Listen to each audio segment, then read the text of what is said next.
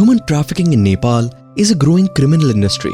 The trafficking of girls from Nepal to India for forced prostitution is perhaps one of the busiest slave trafficking routes anywhere in the world. Indo-Nepal border is open, porous and thickly populated, and stretches across 1,758 kilometers long. Every day, thousands move across some of the trade and transit routes of the international borders between the two countries. The nationals of either country do not require a passport or visa to cross over into each other's territory. I am standing on the no man's land, and to my right is India and to my left is Nepal, and you can see this border is a porous border, and how easily people can move from one country to another without any guarding mechanism. Natural calamities such as floods or even the devastating earthquake that hit Nepal in 2015 have led to a spurt in human trafficking cases. ये मानव तस्करी तो अपने आप में एक अभिशाप है, और नेपाल के साथ साथ हमारा जो बॉर्डर का जो क्षेत्र है वहाँ कहीं न कहीं गरीबी और अशिक्षा है, और आज भी बच्चियों के जन्म को लेकर के या बच्चियों को एक अभिप्राय में बोझ मानते हुए आज भी कहीं न कहीं वो बालिका तस्करी, चाहे महिला तस्करी, या उसको मानव तस्करी का रूप में कहा जा सकता है, और काफ़ी मात्रा में ये यहाँ से होता भी है. Recognizing the urgent need for preventing trafficking, Caritas India, with the support from Scottish Catholic International Aid Fund (SCIAF), initiated Swaraksha, an Indo-Nepal cross-border anti-human trafficking program to combat human trafficking in June 2017. It is implemented at 27 bordering villages in Maharajganj, Bahraich, Gorakhpur districts and 5 slums of Lucknow, and also 5 communities of Nepalganj headquarters, Banke district. Swaraksha AHT program is closely working with schools, communities, border police, railway police, transport departments, CWC, child line, shelter homes, government departments and NGOs to create awareness and sensitize all citizens to raise their voice against human trafficking. हमारे बाल सांसद में हमें बहुत सी नई नई चीज़ें के बारे में बताया जाता है, जैसे कि काफ़ी सारी टोल फ्री नंबर और गुड टच, बैड टच, और अपने गांव में स्वच्छता, स्कूल में शौचालय, घर पे शौचालय, ये सब चीज़ें. हमारे गांव में एक गांव के बाहर एक घर है जहां 12 दिसंबर सन 2018 को बाल विवाह कराया जा रहा था. इसका पता हमारे संगठन को लगा. उसके बाद हम सभी लोग गए वहां पर, और फिर उनके मम्मी पापा से बात किए, तो उनके मम्मी पापा इस चीज़ को मानने के लिए तैयार नहीं थे.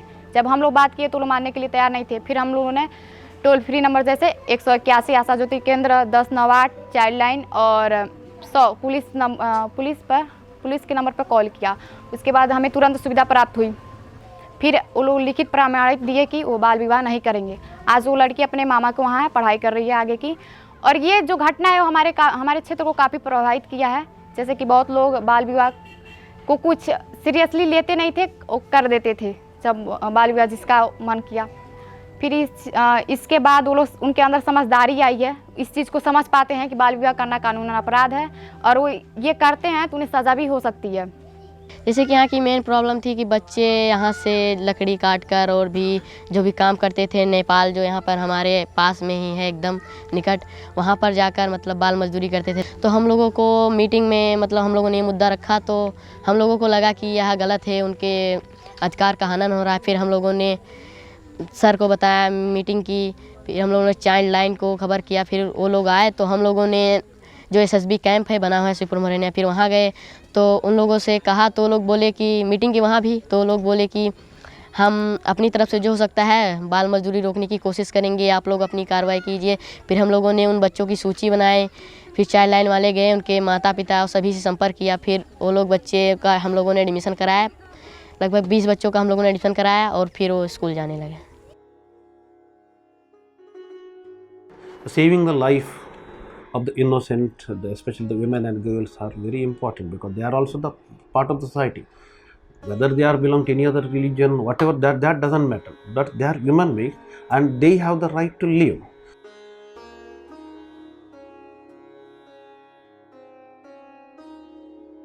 इस स्कूल में शौचालय नहीं था हम लोगों को स्कूल में, तो हम लोग प्रधान जी से कहीं जाकर, तो प्रधान जी मतलब वहाँ पे मतलब शौचालय बनवा दिए हैं, नल बहुत पीला पीला पानी दे रहा था गंदा, तो इसके बारे में हम लोग जाकर बोले तो प्रधान जी नल भी गड़वा दिए हैं। और हमारे गांव में कई बच्चियां ऐसी थी कि जो नहीं पढ़ रही थी, तो हम लोग उन लोग को लाकर स्कूल में एडमिशन करवाए हैं, तो अब पढ़ने जाती हैं। हम लोग अगर यूथ क्लब से नहीं जुड़ते तो हम लोगों को पता नहीं चलता कि कैसे किसी से बात किया जाता है, कैसे मतलब रहा जाता है। और दूर से आए हुए लोगों से भी हम लोग अब नहीं डरते हैं, बातचीत कर लेते हैं। और जहाँ जाना रहता है मीटिंग में, वहाँ पे भी हम लोग चले जाते हैं। कोई भी कार्यक्रम करना रहता है तो भी हम लोग करके दिखा देते हैं।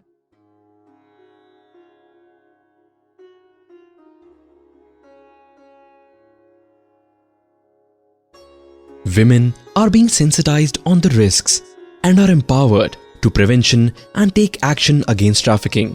Their skills are being upgraded to enhance their livelihood opportunities for income generation and prevention of migration. मानव तस्करी के बारे में ये सीखा कि कोई अगर बच्चों को यहाँ आकर कहे कि चलो वहाँ इतना पैसा देंगे और ले जाकर वहाँ बेच देता है, और उसके साथ में फिर गंदे काम करवा या फिर हाथ पैर काट के भीख मंगवाते हैं।